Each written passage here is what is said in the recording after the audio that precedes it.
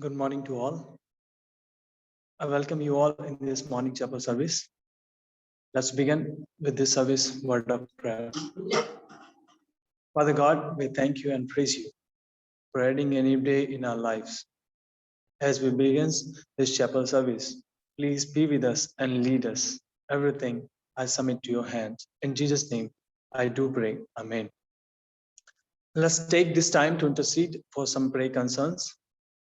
And we will pray for all the mission work and all the people of God who have been struggling a lot because of the present situations. We will pray for our community as a whole. May God continue to guide us and keep us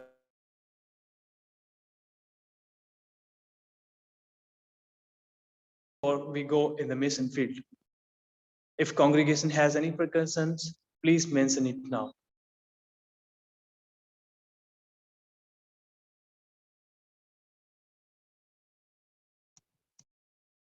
If not, I request to Brother Josie, please lead us in prayer. Let us look to the Lord in prayer. Lord, thank you so much for, Lord, adding one more day in our life, Lord Father.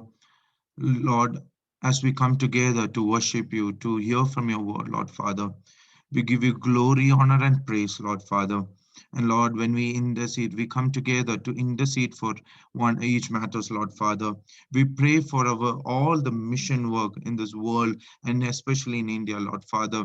We pray for the churches. We pray for the pastors, Lord Father. We pray for the believers, Lord Father, those who are going through a lot of struggles, Lord, those who are going through a lot of anxieties, those who are going through a lot of difficulties and persecution, Lord Father.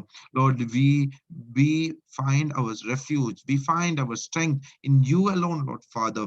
We pray that you will enable us, you will help us, you will renew our strength in you, Lord Father.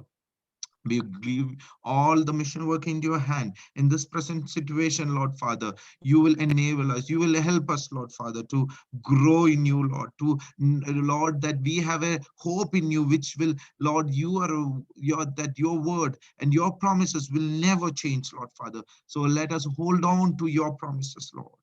Lord, as well as we pray for our community, Lord Father, Lord, that you will be with us, you will guide us, Lord Father, you will bless us, that we will be a blessing to many who is coming, Lord Father. We pray for our leaders, we pray for our principal, we pray for our staff members, Lord. You meet all their needs, Lord Father. You are Jehovah Jireh, Lord Father, who you are our provider, Lord Father.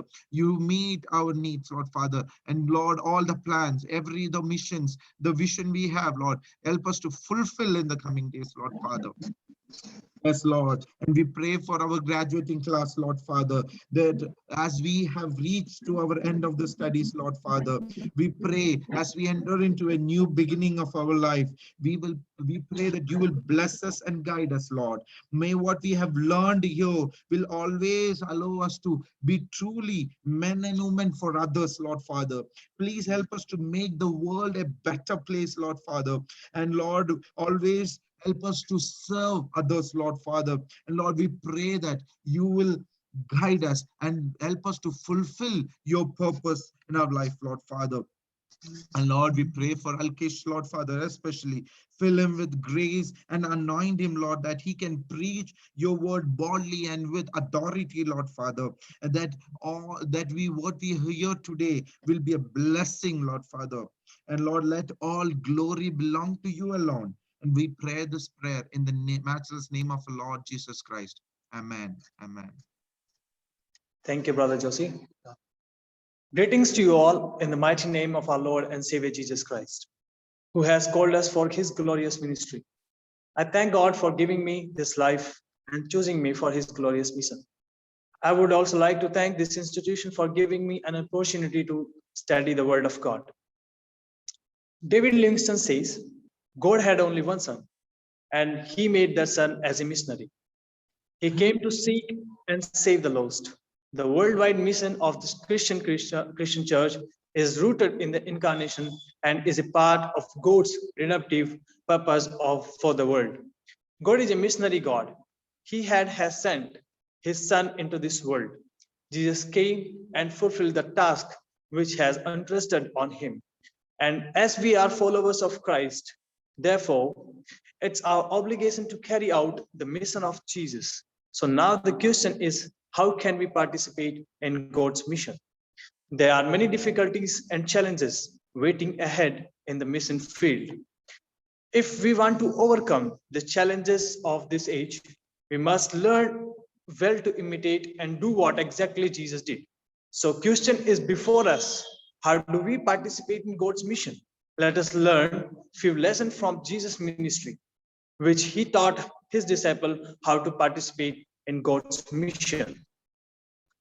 For today's meditation, let's turn our Bible to Gospel according to John, chapter 4, verse 7 to verse 42. I requested to Brother Titus, please lead us in reading. Let's read the word of God, Gospel according to John, chapter 4, verses 7 to 42. When a Samaritan woman came to draw water, Jesus said to her, "Will you give me a drink?" His disciples had gone into town to buy food. The Samaritan woman said to him, "You are a Jew, and I am a Samaritan woman. How can you ask me for a drink?" For Jews do not associate with Samaritans. Jesus answered her, "If you knew the gift of God, who it is that asks you for a drink, you would have asked him, and he would have given you living water." "Sir," the woman said, "you have nothing to draw with, and the well is deep. Where can you get this living water? Are you greater than our father Jacob, who gave us the well and drank from it himself, as did also his sons and his livestock?" Jesus answered, "Everyone who drinks this water will be thirsty again, but whoever drinks the water I gave them will never thirst. Indeed, the water I give them will become in them a spring of water welling up to eternal life." The woman said, "Sir, give me this water so that I won't get thirsty and have to keep coming here to draw water." He told her, "Go, call your husband and come back." "I have no husband," she replied. Jesus said to her, "You are right when you say that you have no husband. The fact is, you have had 5 husbands, and the man you now have is not your husband. What you have just said is quite true." "Sir," the woman said, "I can see that you are a prophet. Our ancestors worshipped on this mountain, but you Jews claim that the place where we worship is in Jerusalem." "Woman," Jesus replied, "believe me, a time is coming when you will worship the Father neither on this mountain nor in Jerusalem. You Samaritans worship what you do not know. We worship what we do know, for salvation is from the Jews. Yet a time is coming, and has now come, when the true worshippers will worship the Father in spirit and in truth. For they are the kind of worshippers the Father seeks. God is spirit, and the worshippers must worship in spirit and in truth." The woman said, "I know that Messiah is coming. When he comes, he will explain everything to us." Jesus declared, "I, the one speaking to you, I am he." Just then his disciples returned and were surprised to find him talking with a woman. But no one asked, "What do you want?" or "Why are you talking with her?" Then leaving her jar, the woman went back to the town and said to the people, "Come, see a man who told me everything I ever did. Could this be the Messiah?" They came out of the town and made their way toward him. Meanwhile, his disciples urged him, "Rabbi, eat something." But he said to them, "I have food to eat that you know nothing about." Then his disciples said to each other, "Could someone have brought him food?" "My food," said Jesus, "is to do will of him who sent me and to finish his work. Don't you have a saying, 'It's still 4 months until harvest'? I tell you, open your eyes and look at the fields. They are ripe for harvest. Even now the one who reaps draws a wage and harvests a crop for eternal life, so that the sower and the reaper may be glad together. Thus the saying, sower and reaper may be glad together. Thus the saying, one sows and another reaps is true. I sent you to reap what you have not worked for. Others have done the hard work, and you have reaped the benefits of their labor. Many of the Samaritans from that town believed in him because of the woman's testimony. He told me everything I ever did. So when the Samaritans came to him, they urged him to stay with them. And he stayed 2 days. And because of his words, many more became believers. They said to the woman, "We no longer believe just because of what you said. Now we have heard for ourselves, and we know that this man really is the Savior of the world." May the Lord bless the reading of this word. Amen. Thank you, Brother Titus. Based on the text, I would like to speak on the theme, lessons to participate in God's mission. I repeat, lessons to participate in God's mission. The Gospel of John is written by the beloved disciple of Jesus, called John the Apostle, probably in 105 AD from Ephesus. This Gospel can be divided into 4 parts. First, a prologue, chapter 1, verse 1 to 18. Second, the book of signs from chapter 1, verse 19, chapter 12, verse 50. Thirdly, the book of glory from chapter 13, verse 1 till chapter 20. Fourthly, epilogue, chapter 21.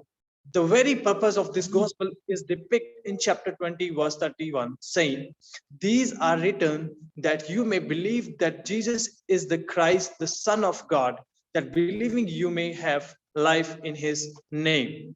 John also wrote this gospel to disprove the Docetism ideas, which says that Jesus was fully divine, but only appears to be like a man. But John the Apostles claim 100% divinity and 100% humanity of Jesus Christ. In the first century, there were several groups who denies the 100% divinity and humanity of Jesus Christ. But John the Apostles, Jesus as eternal being who existed from eternity to eternity. The red passage comes under the second part of the book of signs. The portrays that something is spoken before of this. In the previous chapters we read, a dispute arose between John's disciples and Jews over purification and also over the baptism of John the Baptist and Jesus. But interestingly, John the Baptist makes fascinating statement in chapter 3, verse 30 following. He must increase and I must decrease.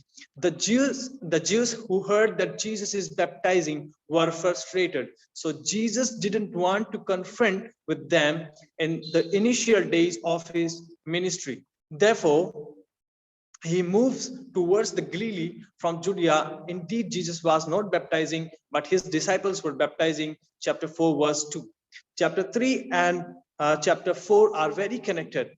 In chapter 3, Jesus talks with the ruler of Jews named called Nicodemus, who was well learned in the law of Moses. This conversation took place in the night hour, but just opposite of this. In chapter 4, Jesus talks with an illiterate, so-called outcast lady of the Samaria. In the noon hour, Jesus moved through divine guidance through the way of Samaria. As the verse 4 says, Jesus had to go on the way of Samaria. Samaria was a hill place bought by the Israel king Omri from the Semir, and later he named it Samaria. First King chapter 16, verse 24, it was called as Sekhar, and at the present it is known as Eshkel. Near to that, there was a piece of land bought by Jacob and finally gave to Joseph. Genesis 48, verses 22. Samaritans were abhorred by the Jews of being impure racial people. We see the love of Christ for such a people who were the so-called outcast and untouchable. This unique nature of Christ help us how to present ourselves in this mission. Therefore, let's learn the first lesson, that is to have courage, verse 7 to 15. I repeat, to have courage, verse 7 to verse 15. While Jesus was sitting by the well of Jacob, the Samaritan lady comes alone to the well, and she was asked humbly by Jesus to give water. Usually, women do not come alone to the well to fetch water. Rather, they used to come as a group. Genesis chapter 24, verse 11. And no woman dared to come at noon hour to fetch water from the well, but maybe because of her immoral lifestyles made her to be outcast and rejected by the society people. She comes at noon hour. Interestingly, Jesus begins his talk by asking just natural water to the lady. She knew that the person who was talking to her is a Jew. She replies a stunning question related to her race. How is it that you, being a Jew, asking a drink from me? For Jew have no dealings with the Samaritans. The Samaritans were the offspring of intermarriages between the Israelites left behind in Samaria after the Assyrians captured in 722 BC, and the foreigners whom they brought in. 2 Kings chapter 17 verse 24 to verse 28. So far she knew that Jew never talks with the Samaritan woman. Jesus have no dealings with the Samaritans. In Greek it is not to share vessel with. Amazingly, Jesus did not deal her religious questions, rather present a gift of God to her, who doesn't signify any hostility between Jews and Samaritans. Jesus' object was to present himself as Messiah. So he brings the idea of living water, which signifies to eternal life, which even Samaritans were seeking for. In the Old Testament's living water refers in four ways: life or salvation, Isaiah chapter 14, verse 5 and 6. Cleaning or purification, Leviticus chapter 14, verse 5 and 6. The Spirit, Isaiah 44, verse 3. Divine wisdom or teaching, Proverbs 13, verse 14. Bewilderingly and respectably, she says, Sir, you have nothing to draw with, and the well is deep. Where then do you get the living water? Again, she questioned Jesus that, Are you greater than our father Jacob, who gave us this well? How do we deal with such peoples who are fanatic, prejudiced, and with biased mentality? In this pluralistic world, it's tough to claim exclusiveness of Jesus. Jesus surpasses Jacob and says, Whoever drinks natural water from the well of Jacob will be thirsty again, but the water that I will give him will become a fountain or of water springing up to eternal life. Here, water means the Holy Spirit, which will become the fountain of living water. Whoever received it curiously and respectfully, she says, Sir, give me that I may not thirst and come here to draw again. She misunderstood that what Jesus was talking to her so far. Still, she was thinking that Jesus is talking about natural water. Anyway, Jesus could melt her heart to desire for water. Friends, we need to have courage when we participate in spite of challenges. We should cross the barriers of casteism and racism with courage. So are we ready to apply these lessons in our life? We will learn second lesson, to have message of hope, verse 16, verse 26.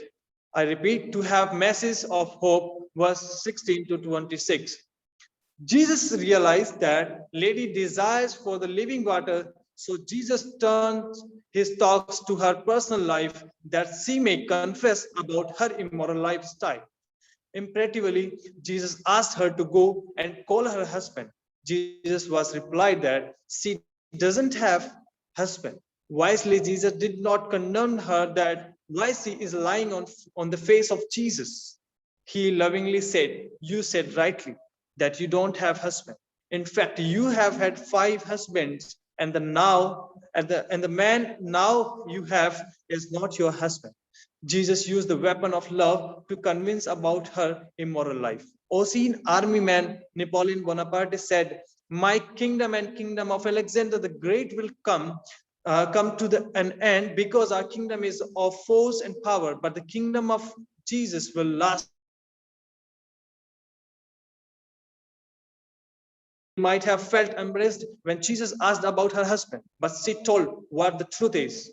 Theologically, if a person wants to receive the empowerment of the Holy Spirit, then he or she has to confess his or her sins before God.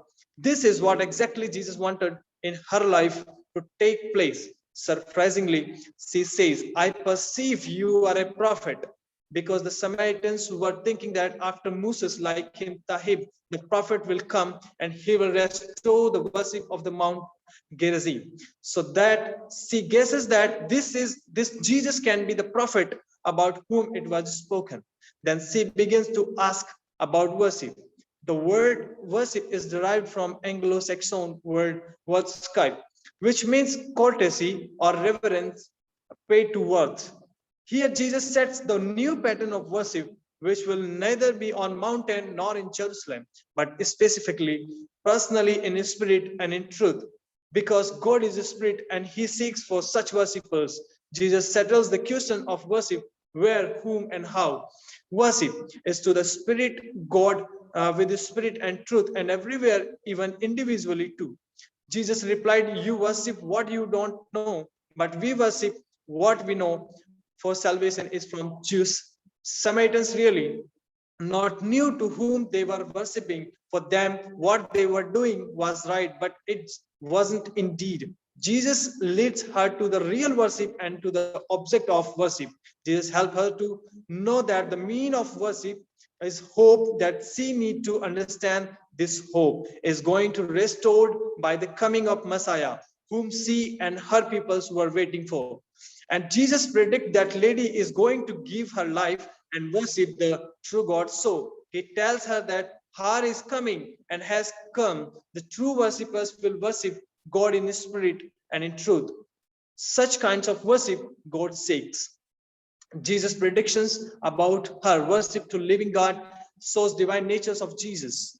By presenting Jesus' divinity and humanity, John the apostle wants to refute Dostis media, which denies the humanity of Jesus. Still, lady couldn't fully realize that who is talking to her. Therefore, she says, "I know when Messiah will come, he will tell everything." And finally, Jesus, having no any easier way to make her understand about his messianic-hood, Jesus reveals that he is the one whom they were waiting for. By revealing himself as the awaiting Messiah, Jesus restored her hope in means of worship. Friends, our God is God of hope. We are called to give the message of hope to the people who are under the chaos. Are we ready to take this message of hope amidst of unfavorable political and social scenario?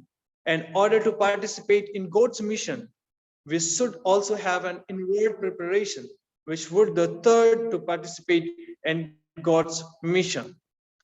Third lesson is to have an inward preparation, verse 27 to verse 38. I repeat, to have an inward preparation, verse 27 to 38. Disciples came and found Jesus talking to a Samaritan lady and were baffled and bewildered, because so far they knew that no Jewish rabbi talks to any Samaritan lady. But Jesus was talking. Nobody dared to ask him why why he was talking to the Samaritan lady. Jesus had to break so many barriers to talk with the Samaritan lady, such as geographical, religious, gender, and social. In Jesus, there was no any barriers which could stop him talking to the lady. Similar attitude Jesus wanted to create within the heart of disciple. Lady left her jar and ran to her village and told all to come and see a man. Could this be the Christ? Because he has told all that I ever did. She became the first evangelist lady who carried news about what Jesus was for her. What a contrast we see further between master and disciples. Master seeks for the spiritual food, but just opposite, his disciples is seeking for the physical and perishable food. Disciples requested Jesus to have something, but Jesus reveals purpose of his coming on the earth.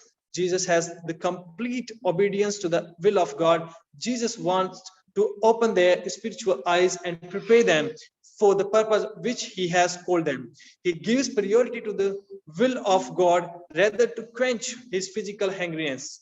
Further, Jesus wants to widen their spiritual eyes to see the harvest which was ready before them.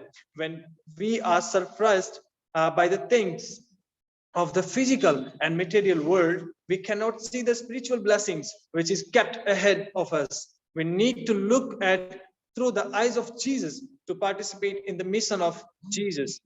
Jesus used some saying which were used in those days, such as there is 4 months to come harvest.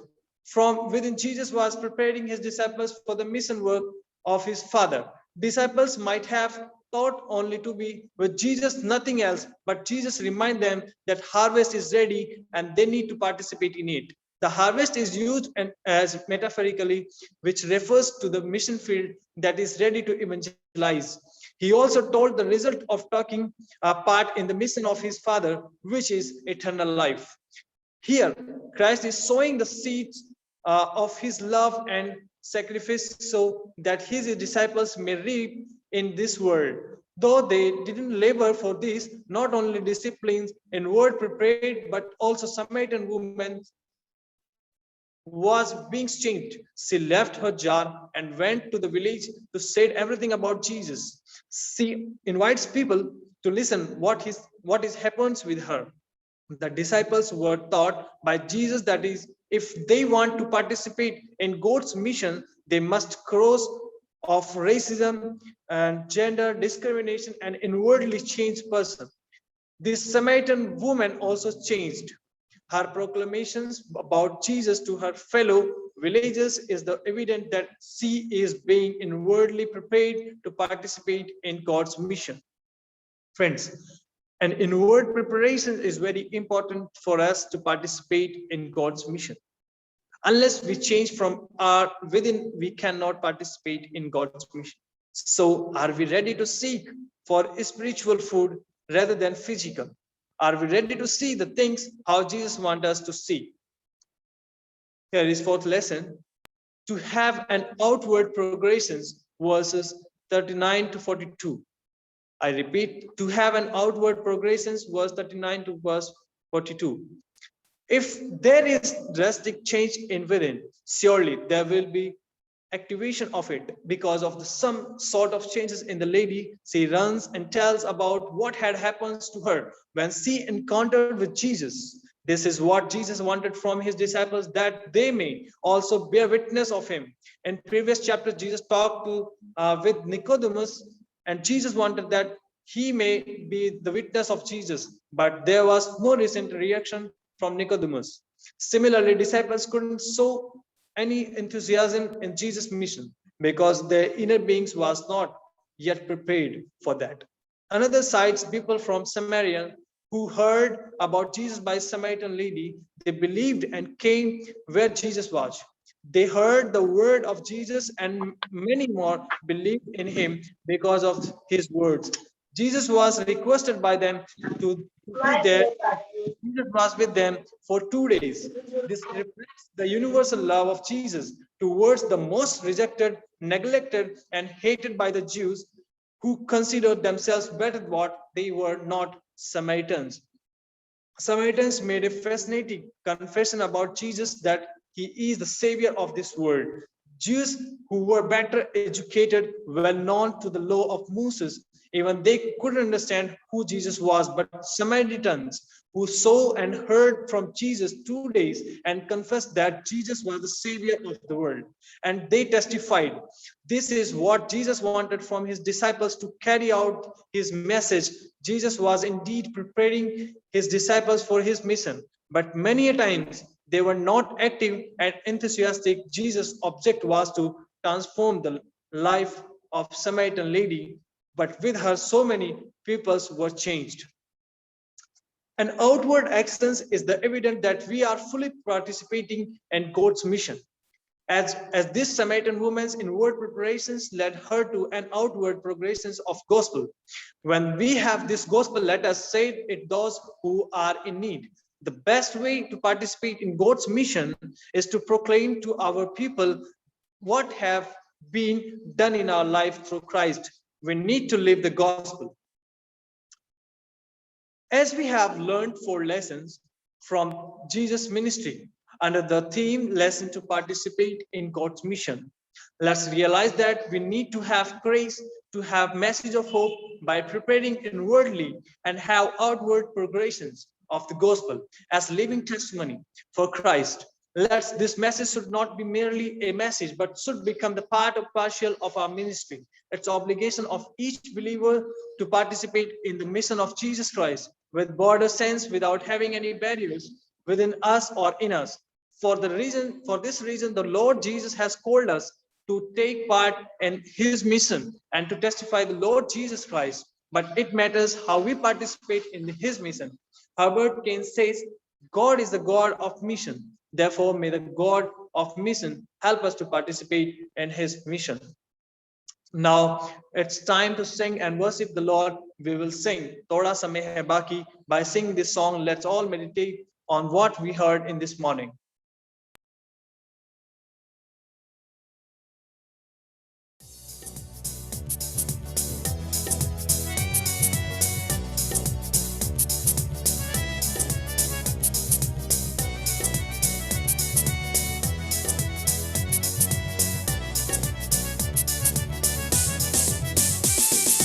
थोड़ा समय है बाकी, सेवा अभी है काफी। थोड़ा समय है बाकी, सेवा अभी है काफी। हम रुके नहीं, पीछे मुड़े नहीं, हम रुके नहीं, पीछे मुड़े नहीं। यीशु है हमारा साथी, यीशु है हमारा साथी।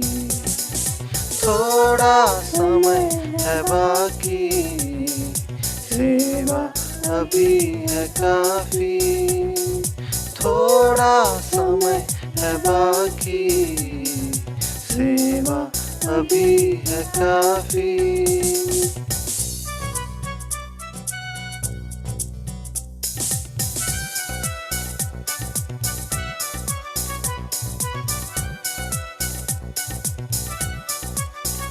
संदेश सुनाते जाना, सेवा से नहीं शर्माना। संदेश सुनाते जाना, सेवा से नहीं शर्माना। चाहे जग हमें रोके, आए दुख के झरोके। चाहे जग हमें रोके, आए दुख के झरोके। हमें देगा वो भरपूर शांति, हमें देगा वो भरपूर शांति। थोड़ा समय है बाकी, सेवा अभी है काफी। थोड़ा समय है बाकी, सेवा अभी है काफी।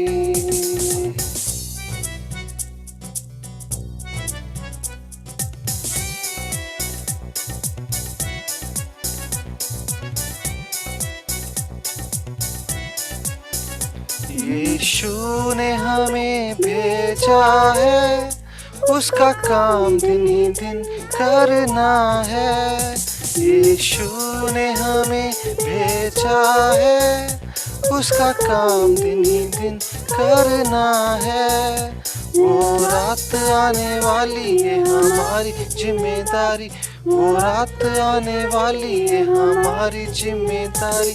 यीशु है हमारा न्यायी, यीशु है हमारा न्यायी।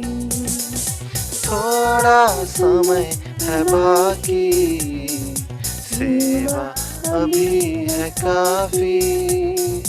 थोड़ा समय है बाकी, सेवा अभी है काफी।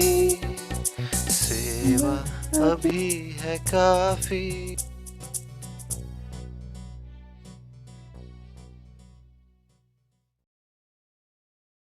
Father, as you have called us to participate in your mission, help us to face all the difficult situations in our life, that we may present ourselves as you wanted us to be. In Jesus' name we do pray. Amen. Let's receive the benediction. May the grace of the Lord, the love of the Father, and the Holy Spirit and the fellowship of the Holy Spirit be with us now and forevermore. Amen. Amen. I would like to take a few minutes to thank everyone.